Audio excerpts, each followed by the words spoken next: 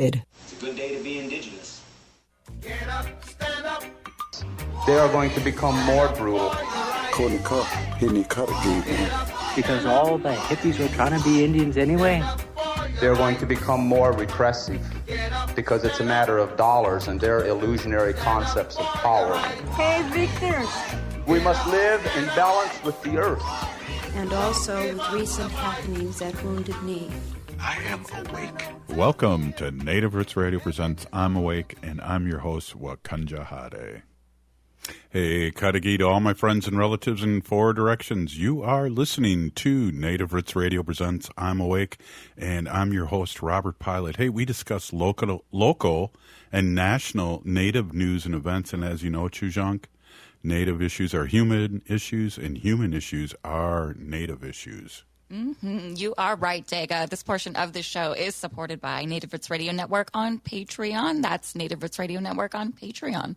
Hey, we have our friend, former state representative North Dakota, Ruth Buffalo, on in a second here. And what we want to do, too, is we have our other friend from Wisconsin, Governor Evers, with a update. So why don't we take a quick listen here, Chujunk, of what the governor of Wisconsin has to say.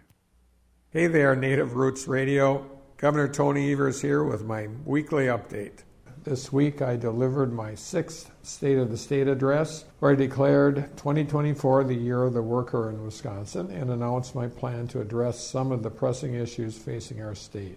And chief among them is addressing our state's workforce challenges and making sure our workforce is prepared to meet the needs of a 21st century economy. Last year, we saw record low unemployment and record high labor force participation, but much work needs to be done to address our state's workforce challenges. I announced 2024 as the year of the worker in Wisconsin, and my administration is going to keep working to bolster our state's workforce through a new healthcare workforce task force to find long-term solutions to address our healthcare industry shortages, a new teacher apprenticeship pathway to allow new educators to earn while they learn, and a new Office of State Employee Engagement and Retention to ensure that the state of Wisconsin is leading the way by example in recruiting and retaining talented workers. Solving our state's workforce challenges is going to take all of us working together, and several things are key. We must expand paid leave, invest in public education at every level from early childhood to our technical colleges and universities, and find a long-term solution to our state's looming child care crisis. Folks, lack of accessible, affordable child care is a statewide workforce issue. Republicans are on the clock to develop a comprehensive workforce plan, including making the meaningful investments necessary to prevent the collapse of our child care industry, which is essential for maintaining our current levels of workforce participation. Wisconsin, we've proven this in the past year that we can do big things if we're willing to do them together. I know we can build upon these efforts in 2024, and together we will.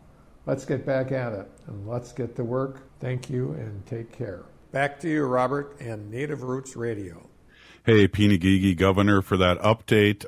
Really excited, and thank goodness in that purple state we have Governor Evers there leading the way. Wow, we have our friend Ruth Buffalo, who we haven't talked to in a while, and Ruth, I saw you setting up a nice background there and looking good. So, Pinagigi for being on, and it's great to see you.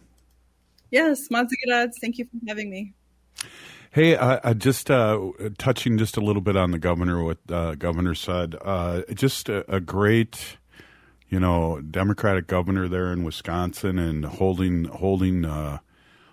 it tight there for our blue state, purple state, and so we're really excited that he's still there and vetoing bad bills. Mm-hmm.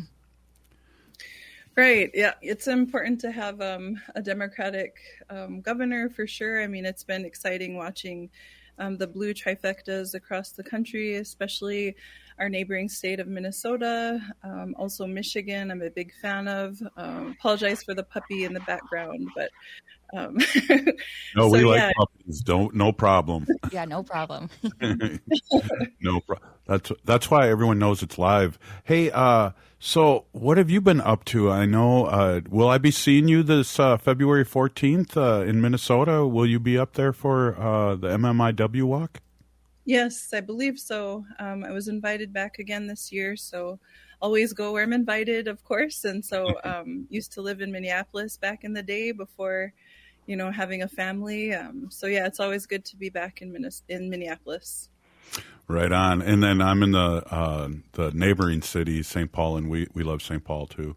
Hey, so what have you been up to? I know your work is, I don't know, you're probably busier than you were when you were state representative. I would see your Facebook stuff. How about an update of what you've been doing? Yeah, I am actually, I think, a lot busier than I was when I was in office, but just trying to help where I can. We have a lot of irons in the fire, so to speak. Still doing some grassroots work with prisons, also with women, all genders, and trying to prevent further violence from happening. My daughter, myself, and another community member we're all members of our local missing and murdered Indigenous relatives task force here in the Fargo-Moorhead area. So we went up to Spirit Lake this past Sunday to help with search efforts.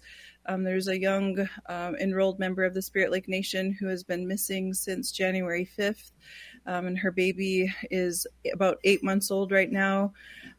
This young lady is 21 years old. And so we went to offer support, and still no new leads have transpired. And it's very, very concerning. And so we're hoping that not only within tribal lands or current present day tribal lands, that we hope that also surrounding communities such as Carrington, Jamestown, Devils Lake, will also continue to be on the lookout for this young lady. Wow. Peeny Gigi, thank you for doing that. And it's just amazing. I don't know much about it, but if you guys are searching, and it's been since January 5th, how has the police been dealing with this up there? Are they helping, or are they into the old well, he's probably gone and coming back, and really not giving a red alert as if it was somebody other than a native girl? Well, we are hopeful that she's still alive, and we believe that there's a coordinated effort happening behind the scenes that the public might not see, regularly, but we are hopeful that different agencies will take action. And, Camp Grafton is not far from Spirit Lake. It's actually between Spirit Lake Nation and Devil's Lake, and that is where they're working on, I believe, hosting or having a new Indian Police Academy training there. So that area is known, across federal agencies. And so we're hoping that more resources are put towards the search efforts. We think of the imbalance of where resources are going. We have so much resources that go overseas to help fund wars, but yet we have continued ongoing genocidal behaviors happening right here in our own backyard within present day United States. And so this has to end. This has to stop. When will our country declare the MMIP, MMIR, MMIW crisis a national emergency? And so we're waiting, but yet we can't wait on the different levels of government. We have to take action ourselves. So, well, Ruth, Ruth, you're a doer, and I appreciate you. And we really, you do things, and you're out in the community. And I wanted to say again, a big Peeny Gigi. We're going to hold you off here in another hour. It's like the old days, Ruth, keeping you on an hour. We'll take a break here and ask you a few other things too. And I don't know if you've seen any of the movies or the late movies since we last talked, but I mean, there's that nice one, the fry bread one on Netflix that really warms our heart. And of course, I don't think I've talked to you about Killers of the Flower Moon yet either. Okay. So maybe we can talk a little bit about that. Hey, we're with former State Representative Ruth Buffalo of North Dakota, and we'll be right back after this short break. Stay with us.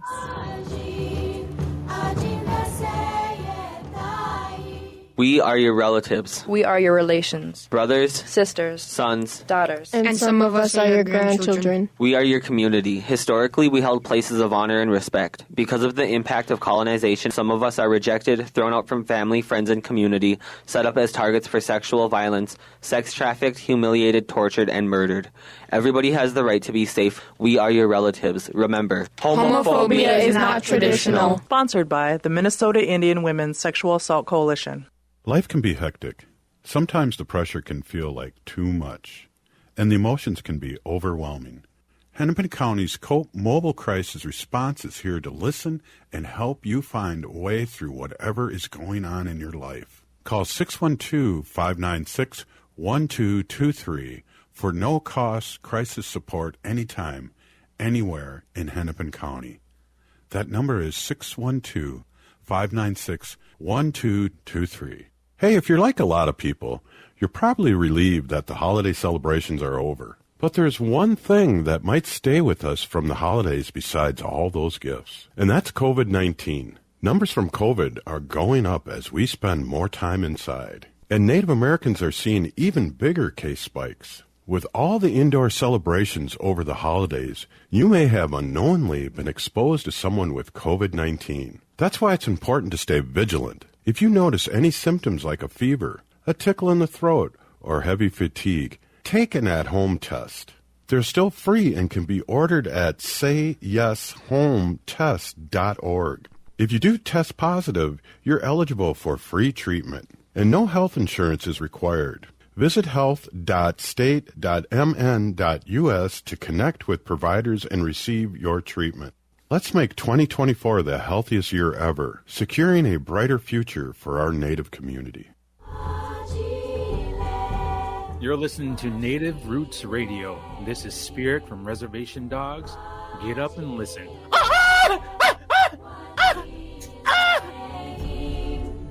Welcome back to Native Roots Radio presents I'm Awake, and this is Robert Pilot. This portion of the show is supported by the Minnesota Indian Women's Sexual Assault Coalition. Hey, we're excited, as always, to have former North Dakota State Representative Ruth Buffalo on. And Ruth, we had Heather Keeler on a couple days ago, and we were talking about when we were doing the Sunday night symposiums, when we were checking in all over Turtle Island. And I know you specifically got a lot of those guests to check in from all over Turtle Island, and we should maybe try and do another Sunday night symposium and check in coming up just for old time's sake. We had like 10,000 people watching it on Facebook at the time. It was crazy. Yeah, those were fun times. Yeah. Well, you were a big part of it. You were on every show, and you got a lot of really great guests. And they were some of them were former teammates of yours when you played basketball. Yeah. Yeah. They've all went on to become doctors, lawyers, lawmakers, teachers, pillars within the community. So it's pretty awesome. Yeah, it really is. And I just was thinking about that, and it's a big peeny-gee that you helped so much with that, because, during COVID, we didn't know, and that was before the vaccine or anything. We didn't know what was going on. And then that one warrior from the only woman doctor down in Navajo. Yeah, that was amazing. Right. Yeah, no, she's an amazing young lady. I believe she also has a Master of Public Health. But yep, we've played a lot of tournaments together. They call it the Independent Ball Tournament or the Indian Ball Circuit. We've won a few national titles together. National American Indian, I forget what it's called today, but it's like the National Native American Athletic Association, where they hold national tournaments every year, April, May, and they rotate locations. But yeah, actually from playing in those tournaments, I was able to finish at a school in South Dakota and was offered a basketball scholarship from playing in those tournaments. So, So, can you still play? Have you played lately? No, I'm actually coaching the Girl Twins YMCA basketball team this year. Nice. So it's been a lot of fun. Last time I coached was my son's second grade YMCA team. And two of those players, including him, are still playing, and they're actually playing together on the varsity team as juniors. So it's been a while since I last coached, but still have it. It's in our blood, in our lineage. So yeah, that's exciting. That's great.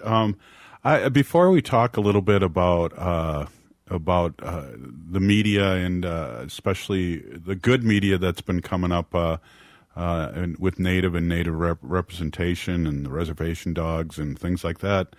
I'm wondering, do you have any feeling about getting back? Because I know there's people out there asking about you and for you. Do you have any inkling about getting back into the ring here? I know you worked so hard and got gerrymandered out of your job, which just made us all so sad. Do you have any inkling about coming back and putting the gloves on and running again?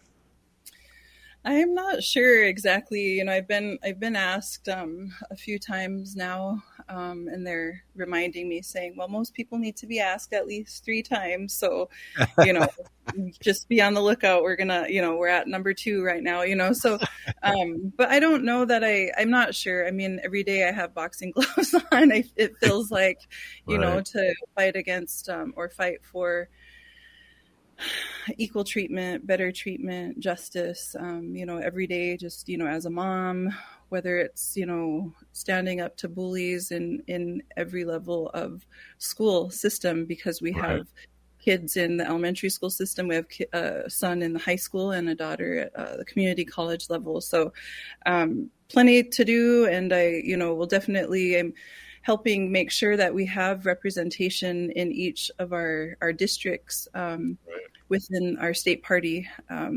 There's a lot of vacant leadership positions open across the state in our DEM NPL districts. And so not many people know the basic information of, if you show up, you have high chances of becoming a district chair or the second state policy rep, and those two positions have a vote during our state policy committee meetings that meet only quarterly, but you have a say in who is our party leadership. You have a say in party platform, so just showing up is half of the battle, but not everybody knows this information. And so really trying to encourage each other to expand the scope or the reach, cast a wide net, so we can get more diverse people in these spaces rather than continuing to recycle the same people in different leadership positions. So it's just really trying to raise awareness, do a lot of outreach. But again, it's, it's just all volunteer, but it's all, of course, from the heart, because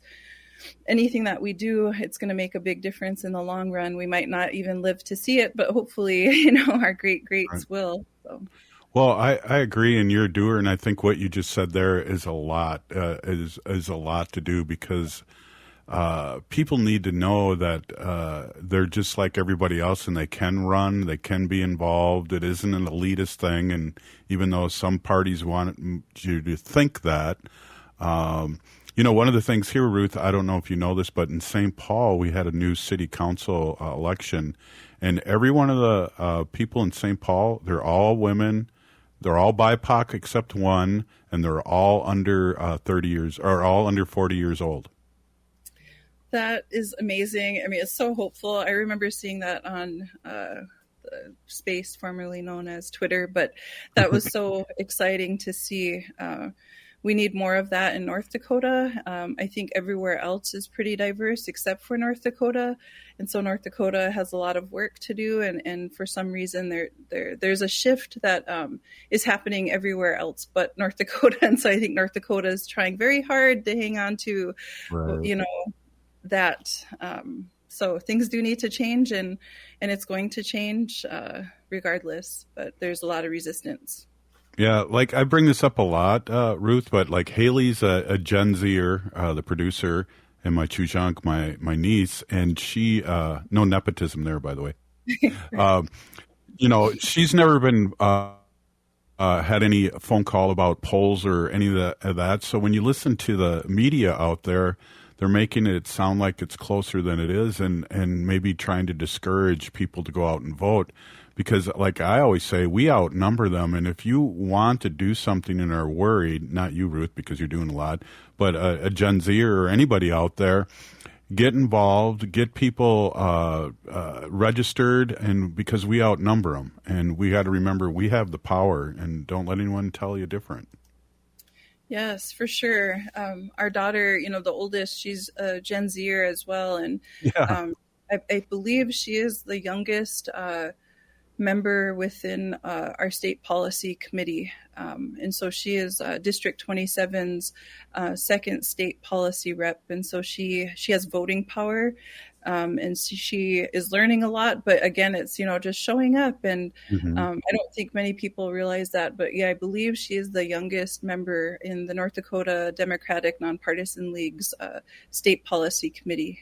And so that's we need more of that, though. We need more people in these spaces, because oftentimes the average age is, 60 plus. I would say, no offense to our relatives who are 60 plus, but we definitely need to hear more from Gen Z across the board, because we have to keep thinking of future generations. Absolutely. Well, I am 60 plus. I'm 62, going to be 63 pretty soon. But I know what you mean, because Gen Z outnumbers the boomers now, and we have to.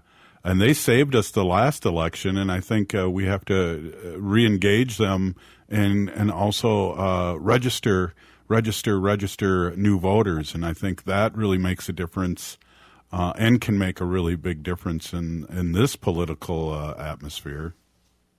Yes, for sure. And one thing that's unique about North Dakota is we don't require voter registration. And so we are having a presidential Democratic primary, which will be all mail-in ballots, with the exception of pop-up polls within tribal lands. But we're also hoping to, get the base, activated and hope to bring in more new voters, more new contacts that we can be able to recruit for these party leadership positions, because especially in Western North Dakota, where I'm from, Fort Berthold Indian Reservation, which is right in the middle of the oil country or oil counties, which predominantly tends to lean more to the right or to the red GOP side. And so we're hoping that we can get more representation in those areas, get it more blue. But again, it's just that having those table conversations, those one-on-one conversations with each other really makes a big difference, finding common ground. We all want to live good, healthy, safe lives, and how can we come together for future generations? Absolutely. Wow, Ruth, always such a pleasure to have you on. And we didn't get to talk about the Oscars, which is fine. We talked about more important things and all the great work you're doing, and what a great example you are for your family. Your daughter's taking the reins, and I don't know. I always get emotional when I see you and hear you, and I'm just really appreciative that you spent some time with us. Matsukidads. Thank you. We'll see you soon. Big P. Nagigi, thank you so much. That was former state representative of North Dakota, Ruth Buffalo. We'll be right back after this short break, Haley. Stay with us. All right. J&S Bean Factory is a native-owned, community-supported, cozy, artsy coffee shop which offers roasted on-site beans, live music, and baked goods. Relax in the beautiful outside patio. City Pages writes, voted top 10 coffee shops.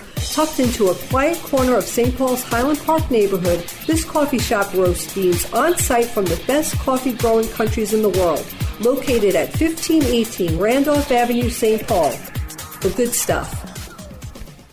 Minnesota has the only original wolf population in the continental United States. And 80% of Minnesotans believe the wolf should be protected. Howling for Wolves is asking Minnesotans to respect our true wildlife manager, the wolf. Their survival is critical to our ecosystems, our communities, and even our economy. As highly intelligent animals with strong social bonds, Minnesota wolves deserve to be protected and admired. Learn more at howlingforwolves.org. Let's live and let howl.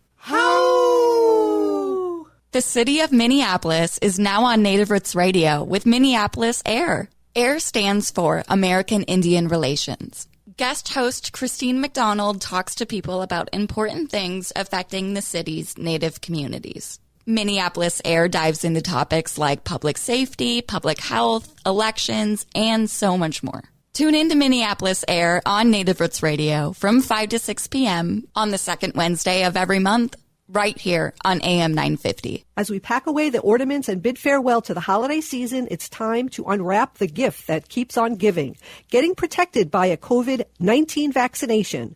This is your chance to make a difference, especially as our Native communities face higher COVID numbers. Those higher numbers underscore the need for collective action. So answer the call and get vaccinated. The latest vaccines are not just authorized, but they're proven effective against the current variants. This is extra protection even if you've already had previous vaccines, since previous vaccines will eventually wear off. Plus, the new shots are FDA approved for ages 6 months and up. A COVID vaccine is not just a shot. It's a pledge to safeguard the wisdom and stories handed down by our elders. So join the movement, get vaccinated, and make 2024 the healthiest year ever, securing a brighter future for our Native community. For more information, including details about clinics offering free vaccines, visit vaccines.gov. The city of Minneapolis is now on Native Roots Radio with Minneapolis AIR. AIR stands for American Indian Relations. Guest host Christine McDonald talks to people about important things affecting the city's Native communities. Minneapolis AIR dives into topics like public safety, public health, elections, and so much more. Tune in to Minneapolis AIR on Native Roots Radio from 5 to 6 p.m. on the second Wednesday of every month, right here on AM 950. End-of-life decisions are not easy to make. Hi, I'm Mary T. of Mary T. Hospice Care. It's important to make sure that this difficult time is meaningful and comforting to you and your loved ones. Our hospice team provides an individualized program of physical, emotional, spiritual, and practical care so your loved one is comfortable and not in pain. At Mary T. Hospice, we understand that choosing the right hospice care provider can be overwhelming, but we're here to assist you. Learn more today at marytinc.com. With a look at your AM 950 weather, I'm Patrick Lilia. Dense fog overnight with a low of 32. Friday morning, freezing fog possible, then afterwards cloudy through the day with a high of 38. Vinaigrette can add the perfect complement to your next home-cooked meal. Vinaigrette is located at 50th and Xerxes in South Minneapolis. Check them out at vinaigrettemn.com.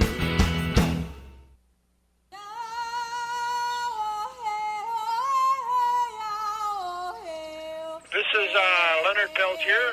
I am in Coleman 1, U.S. Penitentiary, and I'm listening to Native Roots Radio.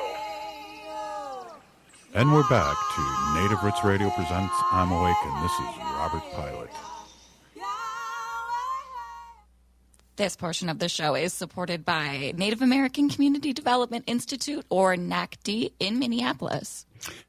Yes, it is. And hey, we have our special guest. They're all special. Why do I even say that? But Dr. Maureen Hackett, president and founder of Howling For Wolves. And we got some kind of disturbing news going on here. Welcome, Dr. Hackett. Thank you. Thank you for having me. I really appreciate it. I love your show. Thank you so much. And we really appreciate what you do for our community, and it's you always have a open door policy to come on anytime, but we have something kind of urgent going on here, and I know we don't like to talk about other organizations, but I think as you said it in our email, it's time to out these people and talk about what's going on behind closed doors and in small communities. Yes, many people may have heard about this front group is what I will call it, Hunters for Hunters, but they're really an anti-wolf hunting group. I mean, it's an anti-wolf. Stirring the pot, using the ruse that they're kind of stirring the pot, using the ruse that deer are in trouble because we have too many wolves. And many people don't buy that. Most deer hunters know that many factors affect wolf, or many factors besides wolves affect deer. And by the way, wolves are supposed to eat deer. I mean, why don't we just say it, everybody? Wolves are supposed to eat deer. That's what we want them to eat. So anyway, it's a scary group because they mention another group frequently in some of their meetings and on their Facebook page. And that other group is Hunter Nation. And Hunter Nation is the group out of Kansas that filed the lawsuit in Wisconsin in 2021 that got the wolf hunt started in Wisconsin in February of 2021, the disastrous wolf hunt. So their real goal, their true goal, and they have it on their website, is to have wolves lose federal protections so that the DNR can hold a wolf hunt and that wolves can, quote, be controlled throughout the country. But this is really just an extension of the historic extermination of the wolves. And the funding for this seems to be possibly the Utah legislature, believe it or not. Wow. Several years ago, the Utah legislature gave $500,000 to a group. I don't know the name. I know there was a man named Don Paey who testified for it. And the purpose of the money was to sow ill will towards the wolf in the Midwest in order to garner support to delist the wolves federally. Believe it or not, the Utah is not very nice to wild animals. And they, for example, have open season on, I'm pretty sure I was told this by HSUS, on mountain lions all year. So there's I think the people in the know tell me that Utah is not nice to wild animals. So anyway, they don't want a wolf protected in their state. And so they were talked into this one. Anyway, so that's a little digression. The problem is we need to make our voices as loud or louder than theirs and let our legislators know, don't buy what they're serving. Don't eat what they're serving. Do not believe.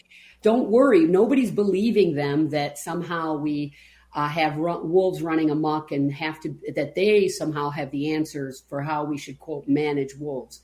It is nothing like that. And the man who's their spokesperson is a deer farmer. So he's not even a true deer hunter. He's a deer farmer who actually has a lawsuit, and I have a reference for this, amongst many people. He has a lawsuit about the deer farming rules that will reduce the spread of CWD. So he tends to overstate things in a big way. For example, today I listened to an interview that he did where he said that wolves are going to ruin the legacy of deer hunting in our state, and we're breaking the chain of moving that legacy from one generation to the other because we have too many wolves. Wow. So they misread the number 1,600, which is the bottom number, should have always been the bottom number, but they misread the DNR wolf plan and say that we should, quote, manage wolves to 1,600, which would be a disaster for their genetic diversity and pose a disaster to their recovery because, as you know, wolves are carnivores. Their population may boom or bust. And we humans don't know which wolves are going to die, which wolves won't get a disease or will get a disease. But one parvovirus outbreak can kill 90% of wolves. So we need to leave them alone. They don't tolerate humans well. They don't handle traffic well. They starve many times. Pups starve. Wolves struggle. And they don't get much help. They don't get any help from us. Right. So they don't need us to kill them. We know wolf killing is going on illegally. We know this from the DNR's own collared wolf data. And we now think, as of 2019, that the annual mortality of wolves, at least in their study, was shown to be 43%. That means 1 out of 2 wolves have a chance of dying every year. That means that we're not letting the population age on average. We're not letting them grow. Before any of the wolf hunts in 2004, the annual mortality was 20%. meaning only 1 out of 5 wolves would die every year. So they could grow a pack, they could grow a culture, they could learn how to support themselves. So all this talk of wolves running amok is possibly all the broken packs that has been made both from the hunts, but mostly the illegal killing that went on long after the hunts.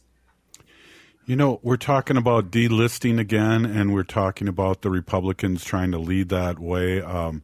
You know, in something I was reading, Stauber is like leading the way up there. And again, you know, what a bad person. Well, I don't think people realize the first author of the bill that he is touting and that Hunters for Hunters is garnering support for was actually authored by Lauren Boebert out of Colorado. She's the author of a bill to delist wolves and make it not judicially reviewable throughout the country. And they're thinking that they're going to get Senator Klobuchar to sign on to that bill or get it up in the Senate. I think she has much more political smarts than that. So let's hope so, because, you know, she's been around a long time, and she gets a high percentage of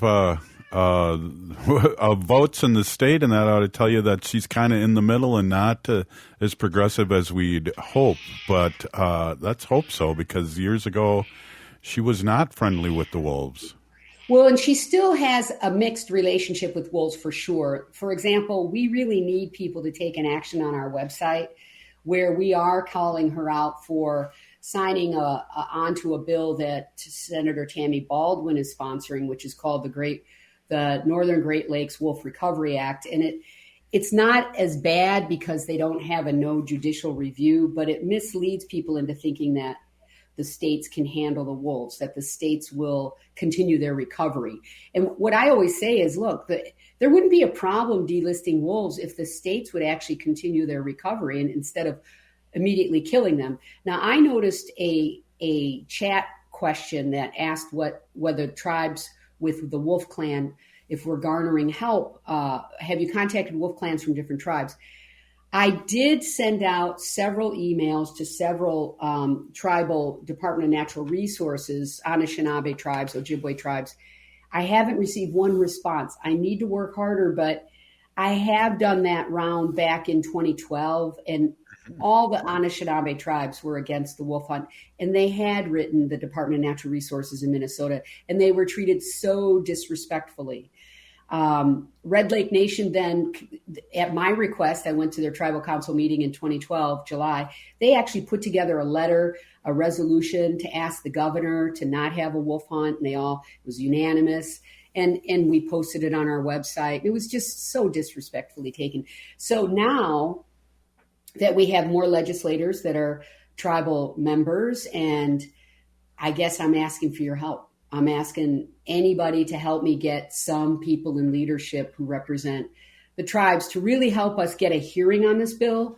Because actually what Hunters for Hunters is doing is they're sowing sort of this angst amongst Democratic lawmakers about whether they're going to give us a committee hearing on prohibiting wolf hunting, because they don't want Hunters for Hunters coming in, and they have to let them probably, and we say bring it on. We can handle it. You know, I'm actually a psychiatrist. I handle angry people all the time. And I'm a former military officer. You know, give me a chance to show what I've got. You know, I can handle it. Yeah. And I think it's a good idea to reach out to the tribes, and we should talk more about that one-on-one over the phone or something. Yes.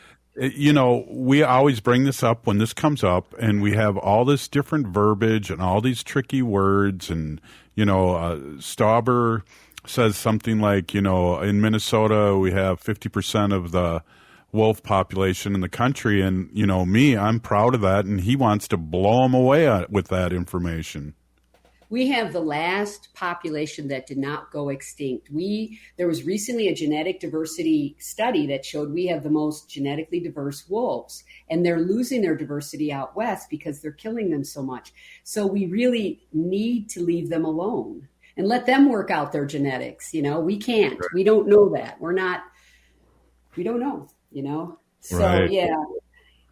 Well, definitely. that we also have to remind everyone out there too, that our Lieutenant Governor of the great state of Minnesota is in the Wolf Clan, and I know as a Ho-Chunk we have a Wolf Clan, and that's and I'm sure all the other 11 tribes in Minnesota have 10 tribes have a Wolf Clan too. So I think it's good to have you on, and we should really amplify this as much as we can, because I haven't heard anything about this until now. Well, I need to talk to you personally about a particular person saying that Senator Fong He was made an error about Wolf Clan identification, and he did not make an error.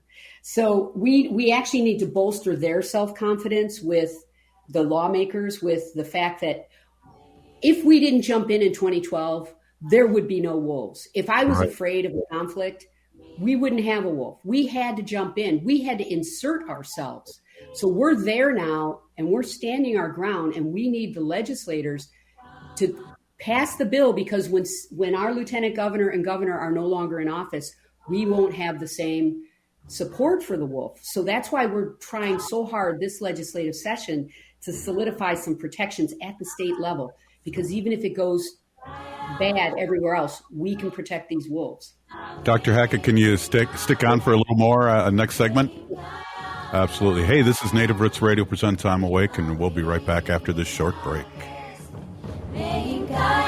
The city of Minneapolis is now on Native Roots Radio with Minneapolis AIR. AIR stands for American Indian Relations. Guest host Christine McDonald talks to people about important things affecting the city's Native communities. Minneapolis AIR dives into topics like public safety, public health, elections, and so much more. Tune in to Minneapolis AIR on Native Roots Radio from 5 to 6 p.m. on the second Wednesday of every month, right here on AM 950. Become a teacher and ignite change. Join the St. Paul Urban Residency Program to become a teacher in just 15 months. You can earn your master's degree and teaching license from the University of St. Thomas while earning a $30,000 stipend, single health care, and dental benefits. As an added bonus, next year's cohort, all residents will receive $20,000 towards their tuition.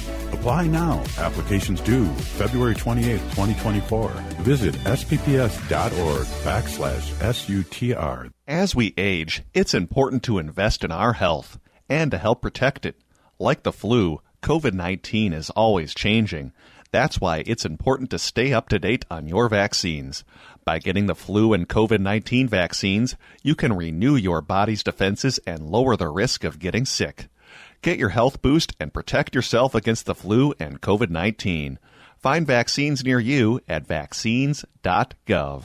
That's vaccines.gov. J&S Bean Factory is a Native-owned, community-supported, cozy, artsy coffee shop which offers roasted on-site beans, live music, and baked goods. Relax in the beautiful outside patio. City Pages writes, voted top 10 coffee shops. Tucked into a quiet corner of St. Paul's Highland Park neighborhood, this coffee shop roasts beans on-site from the best coffee-growing countries in the world. Located at 1518 Randolph Avenue, St. Paul. The good stuff. I'm Lieutenant Governor Peggy Flanagan, and you are listening to Native Roots Radio. Welcome back to Native Roots Radio presents I'm Awake, and this is Robert Pilot. This portion of the show is supported by Howling For Wolves, protecting wolves for future generations. How?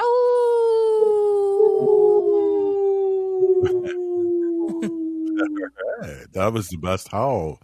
Hey, right on. Hey, we're here with Dr. Maureen Hackett, president and founder of Howling For Wolves, and we're talking about a few little disturbing things that are going on here. And I guess, Maureen, before I get into it here with this last segment, we want to call to action, and we want them to go to your website, and let's give that out to your Facebook and your website, and get people that are listening all over the country here in Minnesota too, to check in what the heck's going on here, because this is all like backdoor stuff in the country.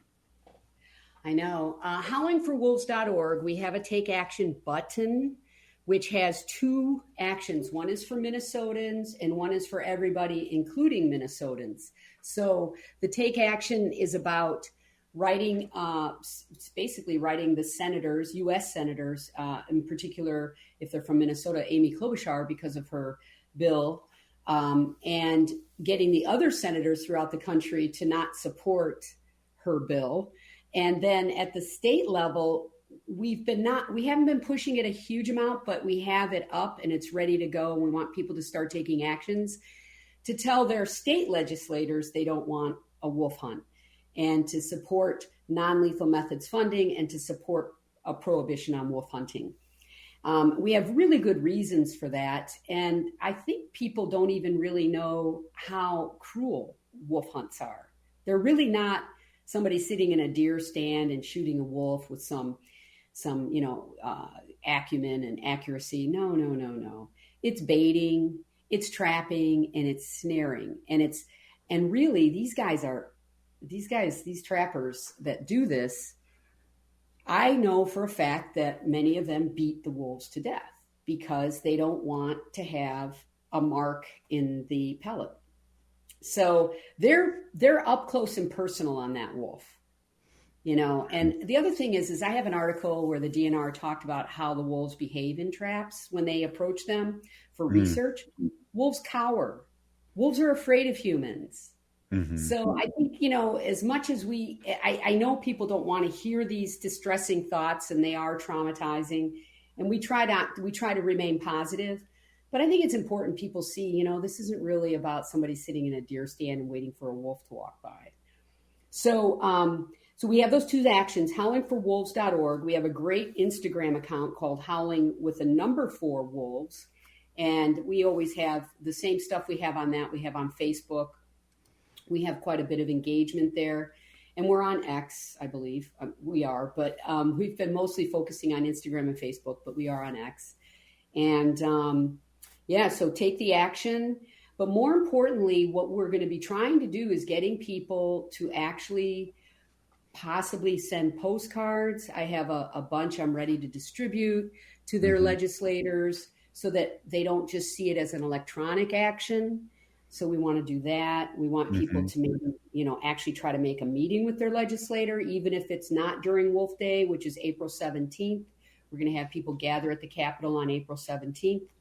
So we've got it all planned. We just need people to show up. And generally, wolf people do show up. We just know that it's been, we've asked them to show up a lot. So we just want to emphasize this is a short session, starts February 12th, ends May 22nd. And somewhere in between, we need to protect the wolf. Absolutely. So I think we need to have you on a lot more before the 12th to engage people.